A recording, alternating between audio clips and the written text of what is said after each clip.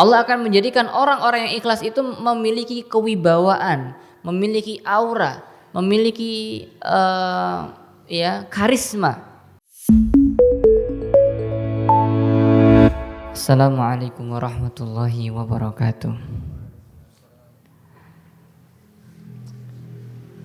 Innal hamdalillah nahmaduhu wa nasta'inuhu wa nastaghfiruh wa na'udzu billahi min syururi anfusina wa min sayyiati a'malina. Man yahdihillahu fala mudhillalah wa man yudlil fala hadiyalah. Asyhadu an la ilaha illallah wahdahu la syarikalah wa asyhadu anna Muhammadan abduhu wa rasuluhu sallallahu alaihi wa ala alihi wa ashabihi wa man sara ala nahjihi wastanna bi sunnatihi ila yaumiddin. Allahumma inna nas'aluka ilman nafi'an wa rizqan thayyiban wa amalan mutaqabbala.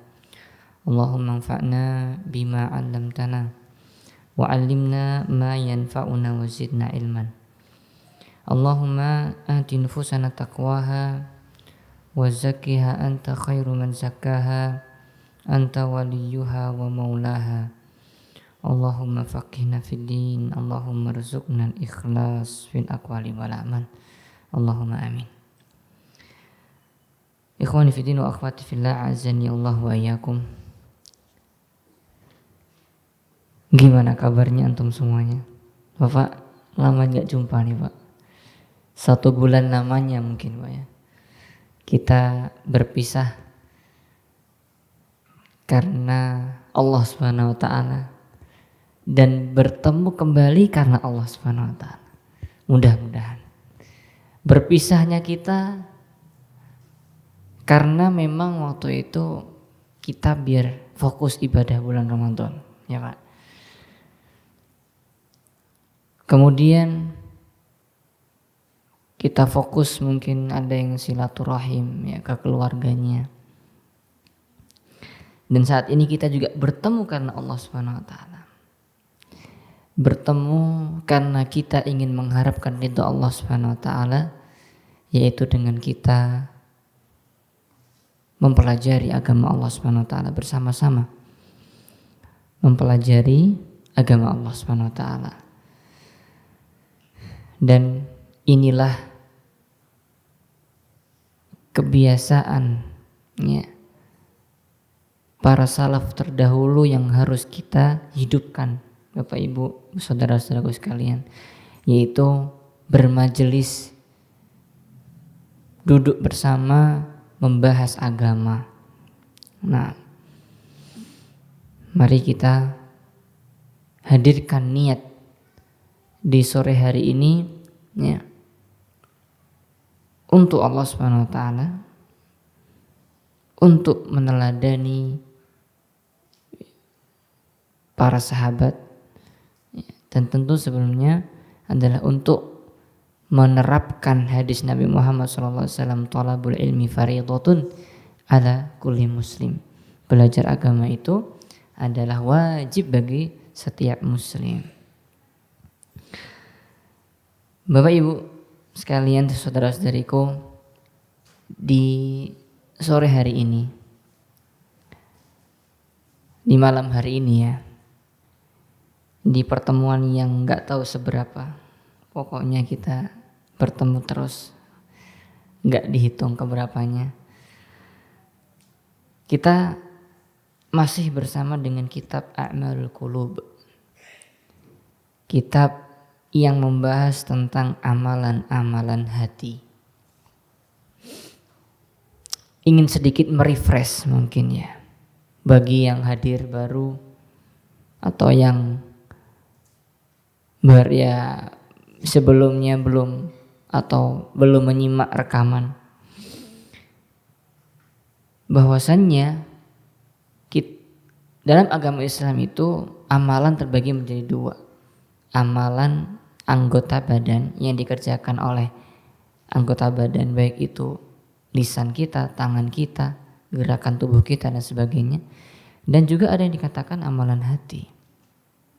Hati kita ternyata bisa melakukan suatu amalan yang dianggap oleh Allah Subhanahu wa taala sebuah amalan berpahala, dan bahkan amalan hati itulah yang paling utama. Dan merupakan suatu hal yang mungkin mulai atau tidak menjadi perhatian oleh kaum muslimin. Kebanyakan kita hanya fokus atau hanya perhatian pada amalan yang fisik saja.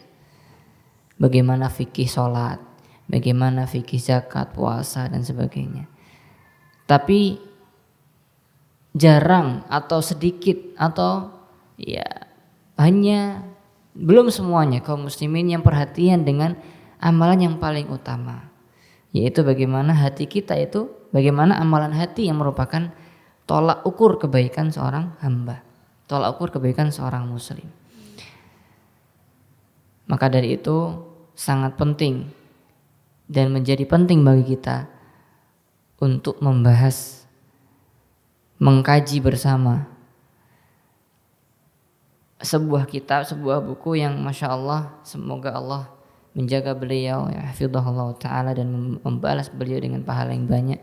Beliau yaitu Syekh Khalid Ibn Utsman As-Sabat menulis kitab A'malul Qulub dengan begitu luar biasa, lengkap, detail, dan banyak sekali menukilkan atau menyertakan dalil-dalil dari Al-Quran, hadis, dan perkataan para salaf, perkataan orang, para sahabat, tabi'in, tabi'ut tabi'in, yang itu merupakan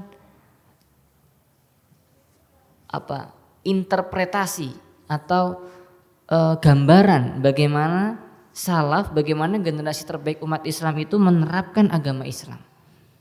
Dan dari situ kita harusnya belajar, bukan dari kata orang begini, kata fulan begini, atau bapak ibu saya melakukan demikian, saya pun melakukan demikian. Tidak. Tapi agama Islam itu sudah dijalankan dan sudah diterapkan oleh generasi terbaik umat Islam, dan itulah yang disuruh, yang diperintahkan oleh Nabi kita Muhammad SAW untuk kita mencontohnya, yang itu tersirat dari perkataan beliau, khairul quruni qarni tsummal ladzina yalunahum tsummal ladzina yalunahum. Sebaik-baik umatku adalah generasiku, kemudian setelahnya dan setelahnya. Maka dari situ tersirat kita diperintahkan untuk meneladani generasi terbaik umat Islam. Dan insya Allah ya, kitab-kitab ini dibekali atau disertakan perkataan-perkataan para salaf yang kita senang sekali. Oh, demikian ternyata para salaf. Oh, begini caranya kalau kita ingin menerapkan demikian dan demikian. Itu ya Bapak Ibu sekalian, mukaddimah di malam hari ini untuk kita merefresh kembali, ya mungkin kita telah meninggalkan majelis kita 1 bulan, ya kita mengulang kembali apa urgensi dari materi atau kajian kita. Bagi yang membawa kitab, bagi yang membawa buku, bagi yang membawa buku catatan, alhamdulillah, silahkan mencatat apa yang penting dari kajian ini. Bagi yang tidak, maka silahkan dihafal. Oh, bukannya atau dimasukkan ke dalam hati saja, tapi diamalkan. Yang penting ilmu itu diamalkan, bukan hanya hadir. Yang penting hadir. Ya alhamdulillah hadir itu dapat pahala, tapi ilmu yang bermanfaat adalah ilmu yang diamalkan. Bapak Ibu sekalian, kita masih di dalam amalan ikhlas.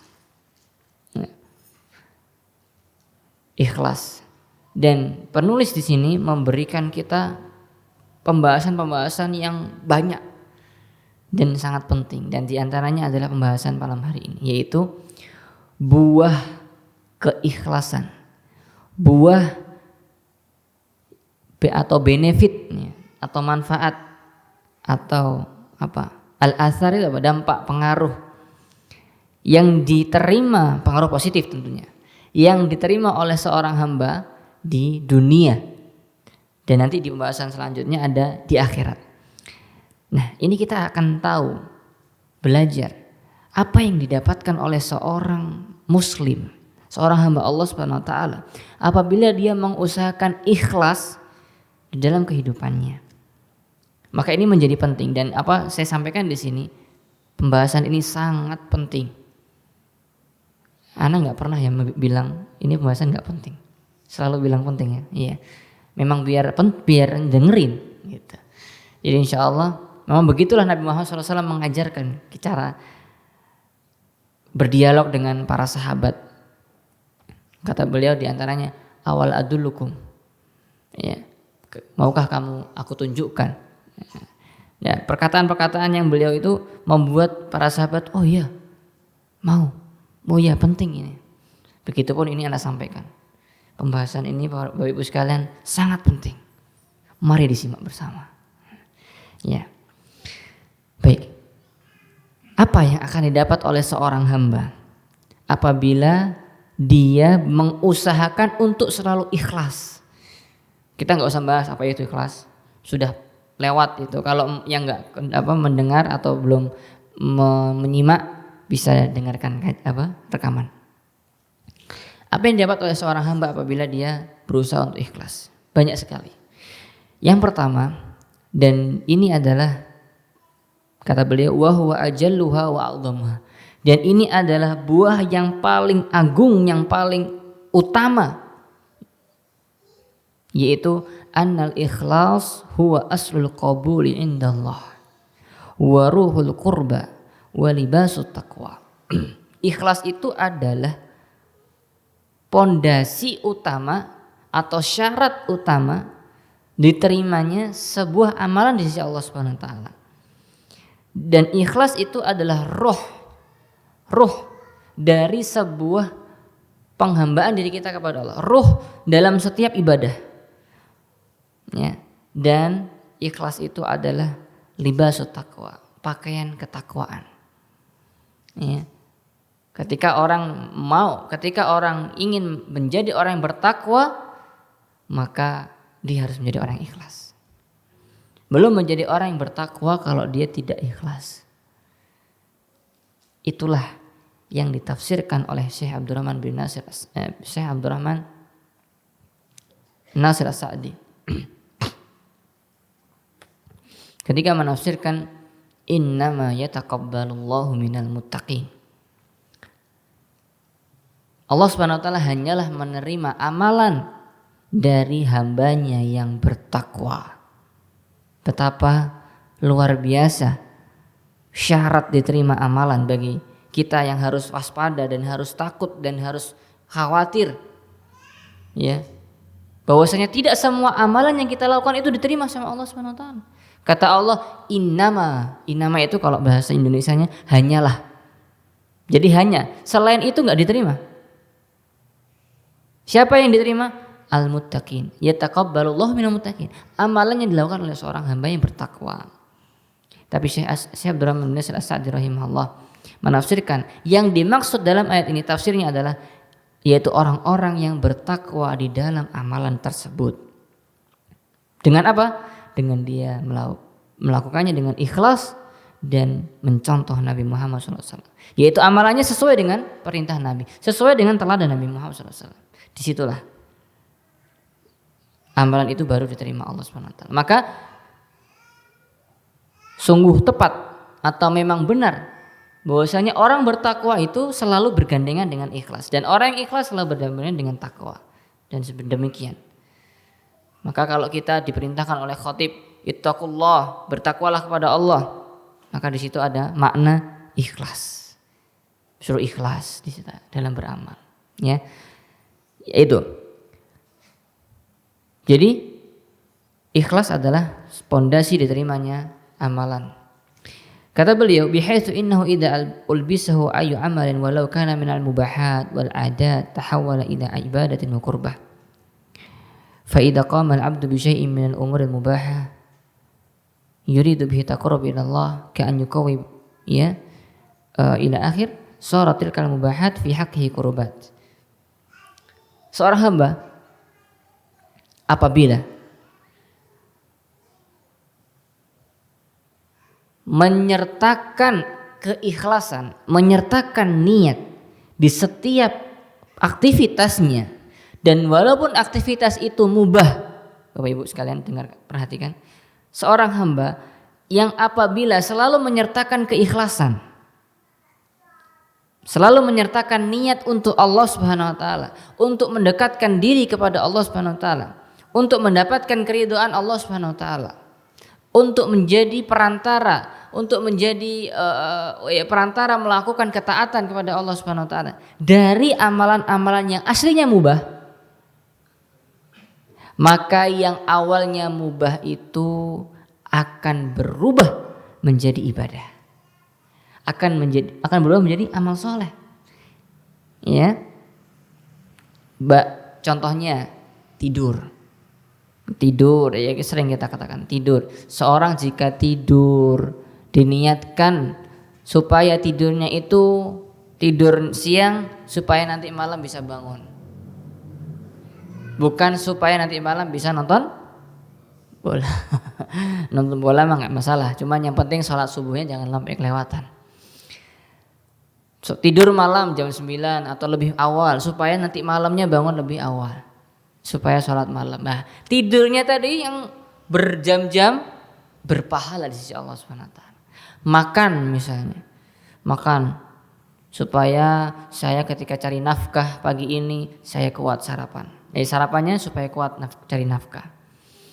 Nah, kan makan mubah, tidur mubah, apalagi minum juga demikian.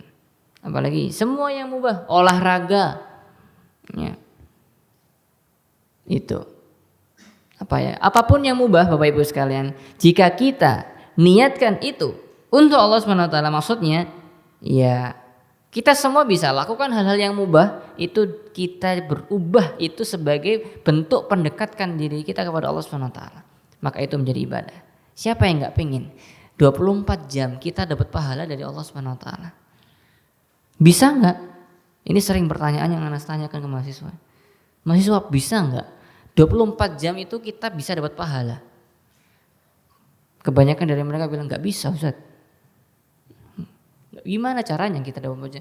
Kan kita ya ibadah, ya kita melakukan aktivitas biasa.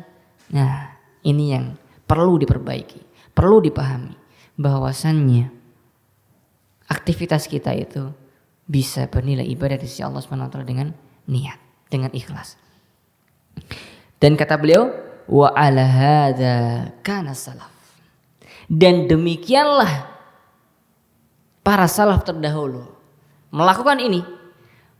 Sekali lagi saya katakan, dan demikianlah para salaf terdahulu, generasi terbaik umat Islam melakukan yang demikian, yaitu menjadikan semua ibadah, semua aktivitasnya, baik itu ibadah maupun aktivitas sehari-hari ya,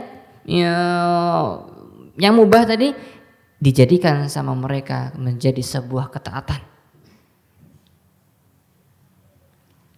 Contohnya, qala Zubayd al-Yami rahimahullah, beliau mengatakan, yasurruni an yakuna li fi kulli syai'in niyyah hatta fil akli wan naumi.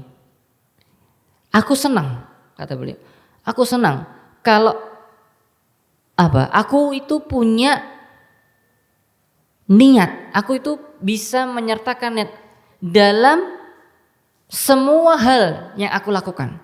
An yakuna li fi kulli syai'. Aku suka kalau dalam segala sesuatu yang aku lakukan itu aku punya niat di situ. Hatta fil akli wan naum, sampai pun pada perkara makan dan tidur.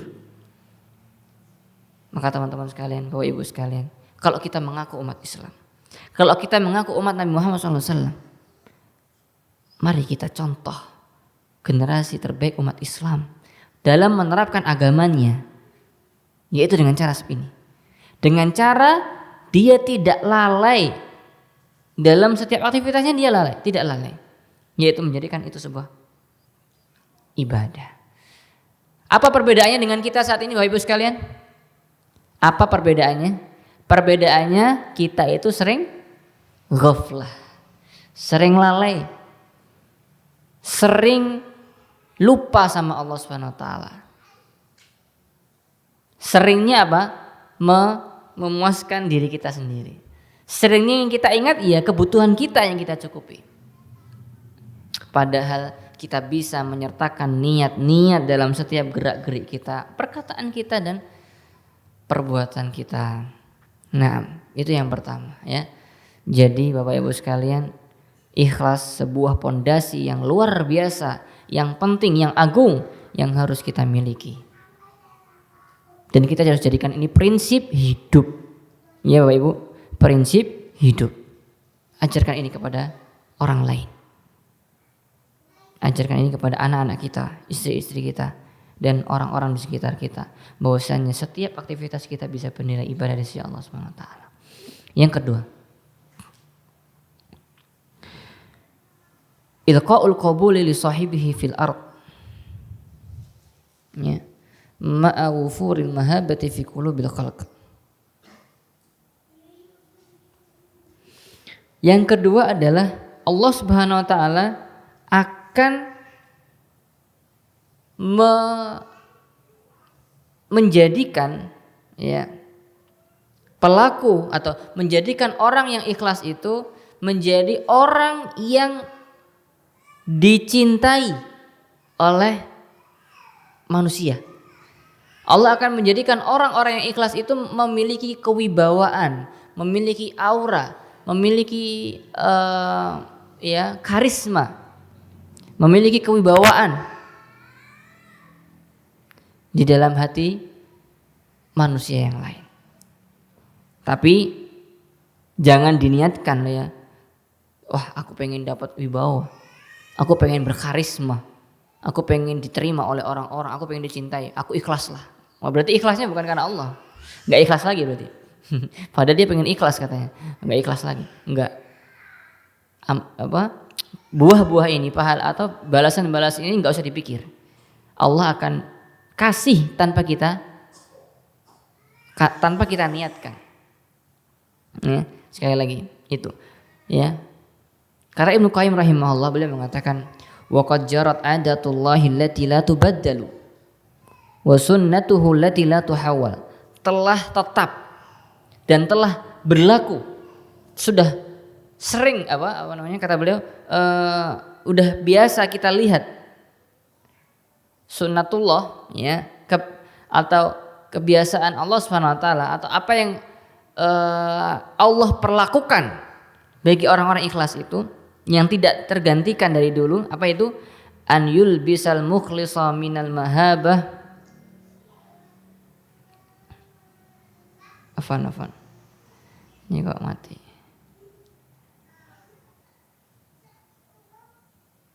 Ya. An yulbisa al-mukhlisa minal mahabati wan nuri wal mahabbah fi qulubil khalqi wa ikbali qulubihim ilaih. Jadi apa tadi sunnatullah? Sunnatullah adalah Allah akan meletakkan atau memberikan kewibawaan, cahaya dan kecintaan pada umat-umat manusia kepada orang yang ikhlas tadi. Wa huwa bihasabi ikhlasihi wa niyatihi wa muamalatihi li rabbih. Dan itu tergantung dari kadar keikhlasannya kepada Allah Subhanahu wa taala, tergantung dari bagaimana muamalah dia kepada Allah Subhanahu wa taala. Semakin seseorang itu dekat kepada Allah, semakin seseorang itu mendekatkan diri kepada Allah, semakin bagus ibadahnya, semakin bagus kualitas ibadahnya, maka Allah Subhanahu wa taala akan semakin cinta. Dan jika Allah semakin cinta, Allah akan memanggil Jibril, ya. Ya Jibril, inni uhibbu fulanan fa ahibbah. Kata Allah SWT kepada Jibril dalam hadis qudsi. Ya Jibril, aku cinta kepada fulan, maka cintailah dia. Kemudian Jibril memanggil ahlus sama, memanggil makhluk-makhluk di langit. Ya ahlus sama, innallaha yuhibbu fulanan fa ahibbuh. Wahai penduduk-penduduk langit, sesungguhnya Allah mencintai fulan, maka cintailah dia. Kata Allah Subhanahu wa taala, kata di dalam hadis qudsi dikatakan summa yudau lahul qabulu fil ard. Kemudian Allah meletakkan atau menjadikan para manusia itu cinta kepada orang tadi, senang. Dan Allah sebaliknya, Allah akan menjadikan orang-orang yang suka riya, suka pamer, suka amalannya itu biar dilihat orang, didengar orang. Intinya dia nggak ikhlas. Allah Subhanahu wa taala akan membuat orang-orang itu benci sama dia.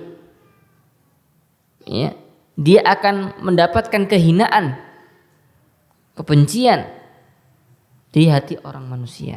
Padahal dia pengen mencari cinta manusia, malah Allah Subhanahu wa taala kasih kehinaan, kasih kebencian dari orang manusia kepada dia. Fal mukhlisu lahul mahabbatu wal mahabbah walil akharul maqtu wal baghdha, kata Ibnu Qayyim. Maka orang yang ikhlas itu akan mendapatkan kecintaan dan kewibawaan, atau apa ya? Haibah itu apa? Haibah itu wibawa, wibawa, pengaruh, punya karisma tadi ya saya katakan. Atau yang lainnya, selain orang ikhlas dia akan mendapatkan kebencian dan kehinaan. Walidzalika faman kana min ashabil ikhlas fa innallaha yaj'alu lahu fi 'amalihi al-qabul wa ya'ummuhu bil khairi wal barakah, kata beliau. Bapak Ibu, ini lihat nih, perhatikan kata beliau, kata penulis. Oleh karena itulah orang-orang yang ikhlas, orang-orang yang membiasakan diri untuk ikhlas, maka Allah Subhanahu wa taala akan menjadikan di dalam amalannya itu penerimaan di dalam hati para makhluk, para manusia. Dan Allah akan menjadikan amalannya, perbuatannya, atau dirinya dia itu menjadi berkah, menjadi banyak menebar kebaikan dan manfaat. Ya, wa ya'umuhu bil khairi wal barakah. Maka orang-orang yang ikhlas itu orang-orang yang diberkahi oleh Allah Subhanahu wa taala. Ya. Dan apakah boleh kita berdoa, ya Allah jadikan aku orang yang berkah? Boleh ya. Doanya siapa? Nabi. Wa ja'alani mubarakan aina ma kuntu wa awsani bis salati was zakati ma dumtu hayya. Nabi Isa ya. Nabi Isa berdoa, ya Allah jadikan aku orang yang diberkahi. Boleh kita berdoa kepada Allah Subhanahu wa taala, Allahumma ij'alni mubarakan aina ma kuntu, sebagaimana doanya Nabi Isa tadi. Ya. Karena senang sekali teman-teman ya, Bapak Ibu sekalian, kalau kita ini bisa menjadi orang yang bermanfaat bagi banyak orang. Apa yang kita lakukan, apa yang kita katakan itu bisa memberikan manfaat. Nah, ya itu. Jadi Allah akan memberikan keberkahan dan kebaikan akan banyak muncul dari orang-orang yang baik tadi, orang ikhlas tadi. Maka marilah kita berusaha untuk menjadi orang yang ikhlas. Maka jika kita ingin melakukan suatu pekerjaan, apalagi pekerjaan itu ada kaitannya dengan orang lain, kira-kira apa sih yang kita inginkan dari pekerjaan itu? Misalnya nih, ini saya nih ya Bapak Ibu sekalian, saya menyampaikan kajian. Kira-kira apa sih yang diinginkan dari ustadz yang menyampaikan kajian? Pastinya yang diinginkan dari ustadz ketika menyampaikan kajian apa? Ilmunya didengar, ya, disimak banyak orang dan diamalkan.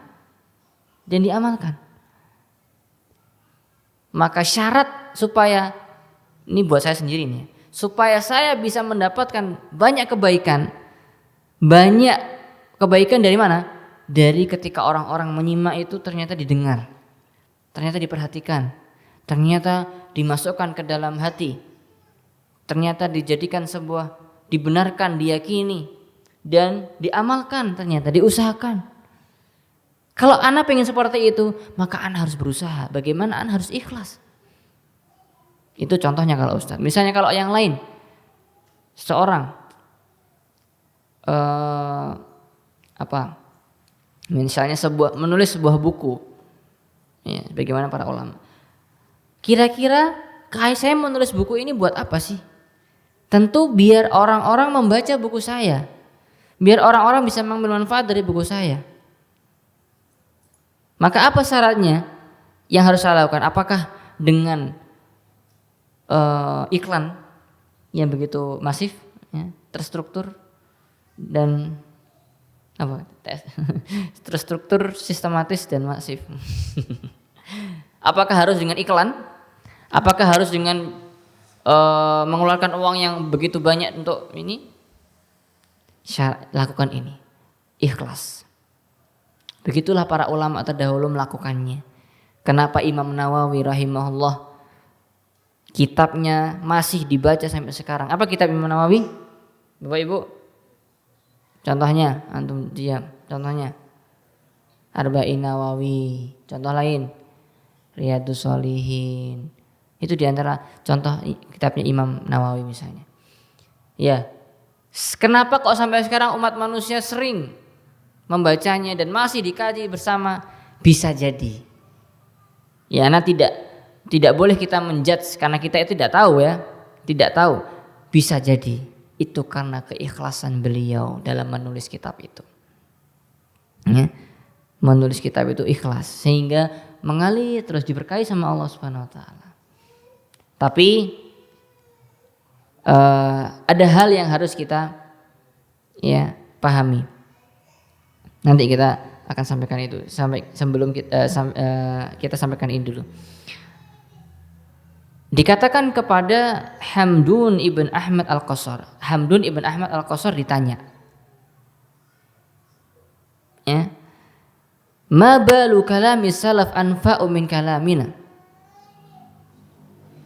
Kenapa perkataan para salaf itu kok lebih bermanfaat dari perkataan-perkataan kita? Kok lebih bermakna? Kenapa kok lebih memiliki pengaruh? Ya, kenapa perkataan salaf itu kenapa kita sampai sekarang baca, ya kan? Kita terus mengulang-ulang. Terus kemudian perkataan salaf itu pendek, ringkas tapi bermakna dan berpengaruh pada diri kita. Kenapa? Kata beliau, li'annahum takallamu li'izzil Islam wa najatin nufus wa ridha rahman. Karena mereka itu berkata, menjelaskan, mengucapkan sesuatu karena untuk kemuliaan Islam, karena untuk keselamatan jiwa mereka, dan karena untuk mencari keridhaan Allah Subhanahu Wa Taala. Wa nahnu natakallamu li'izzin nafsi wa talabid dunya wa qabulil khalqi. Adapun kita, kalau kita ngomong, kalau kita jelasin, kalau kita melakukan, untuk apa? Untuk supaya kita menjadi orang yang wah di mata orang. Agar kita menjadi orang yang superstar. Agar kita menjadi punya apa? Dilihat sama orang. Wa talabid dunya, dan kita itu melakukan atau berkata karena keinginan dunia. Karena keinginan balasan duniawi, apapun itu, baik itu materi uang atau kedudukan atau ujian manusia dan yang lainnya. Dan kita melakukan dan bertindak itu lebih banyak karena supaya diterima oleh manusia. Karena supaya manusia itu senang sama kita. Karena supaya kita dianggap sama orang. Itulah perbedaan perbuatan dan perkataan kita dengan perbuatan dan perkataan salaf. Maka Bapak Ibu sekalian, mari kita berusaha melatih hati kita untuk bisa ikhlas, ya, jika berkata dan bertindak, agar Allah Subhanahu Wa Taala turunkan keberkahan pada perbuatan dan perkataan kita. Ya. Namun kita tidak menjadikan hal ini sebab atau alasan untuk kita menyalahkan orang lain. Misalnya nih, kita katakan ketika ada ustadz yang menyampaikan, ya, terus yang menyimak itu banyak, yang hadir banyak, kemudian ada yang sampai nangis-nangis misalnya, kemudian ya ustadz ini masya Allah diterima orang, kita katakan masya Allah, mudah-mudahan itu karena memang akibat atau apa namanya, pengaruh dari beliau ikhlas dalam menyampaikan, mudah-mudahan. Kita nggak katakan wah Ustadz Fulan tuh ikhlas itu, enggak. Tapi mudah-mudahan. Terus kita balik kembali buat menyalahkan atau mengatakan, oh Ustadz yang kajiannya hadirnya sedikit, atau yang nggak bisa membuat orang nangis misalnya, atau apapun, oh ini ustadznya nggak ikhlas, ini ustadznya nggak ikhlas, atau itu ustadznya misalnya ya, atau yang lain. Kita katakan ada orang yang melakukan suatu perbuatan, ya, tapi ternyata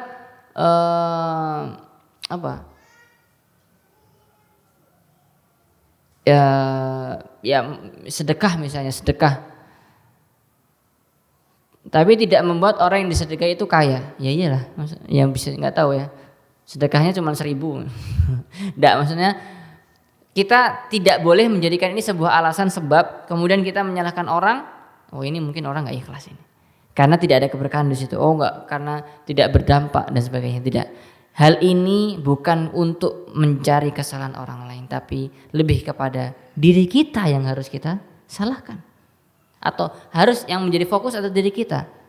Untuk kita pengen mendapatkan keberkahan, kita pengen mendapatkan kebaikan dari perbuatan kita, perkataan kita, maka ikhlaslah. Tapi itu bukan menjadi bumerang buat kita untuk mau melihat orang lain. Demikian ya. Ini harus prinsip yang harus kita pahami. Kemudian di antara contoh ya keikhlasan yang berdampak di dunia, Ibnu Aqil Al-Hambali, beliau menceritakan tentang Abu Ishaq Al-Fairuz Abadi, seorang ulama. Beliau dulu la yukhriju syai'an ila fakirin illa ahdaraniyah. Dulu beliau itu tidaklah berusaha untuk bersedekah kecuali beliau hadirkan niat di dalam sedekah itu. Ya. Wala yatakallamu fi mas'alatin illa qaddamal isti'anah billah. Tidaklah beliau mengatakan suatu perkataan kecuali beliau berusaha untuk meminta pertolongan kepada Allah Subhanahu wa taala. Itu berarti kita bisa contoh misalnya, tidaklah kita melakukan sebuah perbuatan kecuali kita minta pertolongan Allah Subhanahu wa taala supaya kita diberkahi dalam perbuatan itu. Pekerjaan kita jangan lupa bismillah. Ya, jangan lupa ucapan bismillah. Wa ikhlasul qasdi fi nusratil haqq duna tazayyuni wa tahsinil khalq wala sannafa mas'alatan illa ba'da an shalla rakaat. Beliau itu juga ketika menulis atau mencatat sebuah masalah atau menulis sebuah buku, tidaklah beliau itu lakukan kecuali beliau sholat dulu 2 rakaat. Fala jarama syaa ismuhu washtahara tasanifuhu syarakan wa gharba hadhihi barakatul ikhlas. Dan ternyata ketika beliau wafat, atau enggak disampaikan di sini, dan ternyata nama beliau menyebar luas dan kitab-kitabnya tersebar di penjuru timur dan barat, dan ini dari keberkahan keikhlasan, kata beliau. Menceritakan Ibnu Aqil ini menceritakan siapa? Al-Fairuz Abadi. Maka Bapak Ibu sekalian, dari kisahnya para ulama, dari kisahnya para salaf, kita mengambil pelajaran agar apabila kita ingin pekerjaan kita diberkahi oleh Allah Subhanahu wa taala dan terus-menerus bisa dimanfaatkan oleh banyak orang, maka jangan lupa untuk ikhlas dan selalu hadirkan ikhlas dan niat karena Allah Subhanahu wa taala agar Allah memberikan keberkahan dalam pekerjaan dan perbuatan kita tersebut. Nah, kita dengarkan azan terlebih dahulu, kemudian kita lanjutkan sebentar. Nah, barakallahu fikum. Bismillahirrahmanirrahim. Alhamdulillah wassalatu wassalamu ala Rasulillah, amma ba'd. Saudara-saudariku, Bapak Ibu sekalian, rahimani wa rahimakumullah. Malam hari ini ya, kita tadi membahas tentang buah dari keikhlasan yang ada di dunia. Karena Anda melihat pembahasan yang selanjutnya ini nomor 3 butuh dijelaskan agak panjang ya, dan kurang afdol atau nanti khawatir tidak nyaman, bahkan yang lain nanti akan lihat jam nggak selesai gitu ya. Mending anak tunda, soalnya sering biasa gitu Pak, kalau mahasiswa juga gitu Pak, di kelas udah saatnya itu pulang atau selesai sering lihat jam Pak. Wah, ini tanda mereka sudah kepingin pulang. Ya, karena saya ngelihat gerak-gerik matanya kelihatan, Pak. Jadi sudah nggak fokus mereka. Ya mending saya ingatkan, dan kalau ini ya jadi saya kasih kesimpulan di akhir. Bapak Ibu sekalian, ikhlas merupakan amalan hati yang paling utama, yang merupakan tujuan utama diutusnya para nabi dan rasul.